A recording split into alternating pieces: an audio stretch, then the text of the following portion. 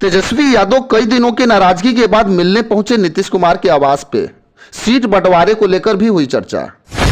नीतीश कुमार से ज्यादा सीटें मांग रहा है राजद, क्योंकि विधानसभा में जदयू से ज्यादा राजद के पास विधायक हैं।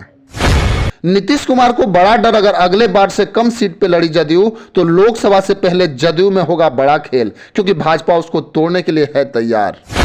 इंडिया गठबंधन की दिल्ली में चौथी बैठक के 16 दिन बीत चुके हैं, लेकिन बिहार समेत किसी भी राज्य में सीट शेयरिंग पर घटक दलों में कोई सहमति नहीं बनती दिख रही है। हर जगह सीट पे दावे और प्रति दावे चल रहे हैं। बैठक के बाद सूत्रों के हवाले से खबर आई थी कि सीट बंटवारा के लिए 31 दिसंबर डेडलाइन तय हुई, जो बीत गई पर बात नहीं बनी।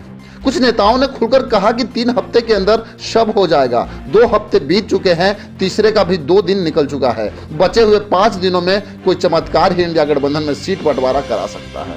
बिहार में इंडिया गठबंधन यानी महागठबंधन के दलों के सीट बंटवारा की शिखर वार्ता तो असल में नीतीश कुमार और लालू यादव के बीच होनी है, लेकिन दिल्ली में गठबंधन की मीटिंग से पहले ही दोनों ने मिलना बंद कर रखा है।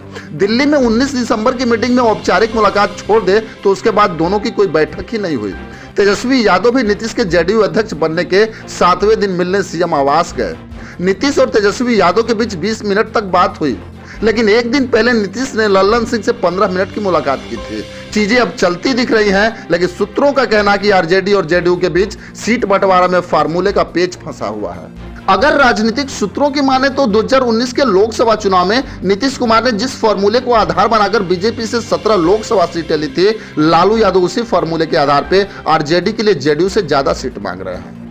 2019 में जेडीयू के पास 2 सांसद थे, लेकिन विधानसभा में विधायक बीजेपी से ज्यादा थे। जेडीयू विधायकों की संख्या को आधार बनाकर नीतीश ने बीजेपी से 17 सीट पे बराबरी का समझौता किया।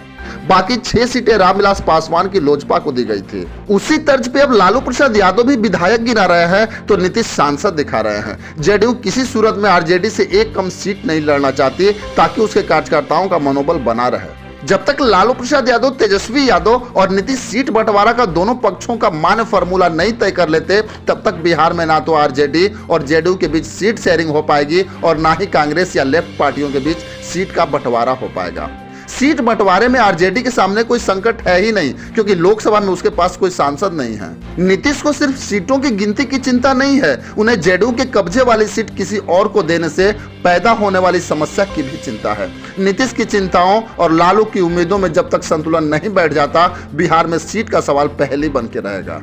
वहीं आपको बताते चलूं कि आरजेडी से असामान्य हो रहे संबंध के बीच लल्लन सिंह के जेडीयू अध्यक्ष पद से इस्तीफा देने और पार्टी की बागडोर नीतीश के हाथ में जाने से कांग्रेस को कड़ा मैसेज गया है कि गठबंधन के सूत्रधार को तवज्जो नहीं मिलने से जेडीयू नाराज भी है।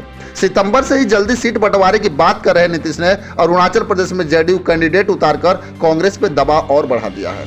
बिहार में कांग्रेस के हितों की रक्षा लालू यादव के हवाले है। इंडिया गठबंधन की अगली बैठक से पहले नीतीश ने यह साफ कर दिया कि अब उनकी उपेक्षा को जेडीयू बर्दाश्त नहीं करने वाली है।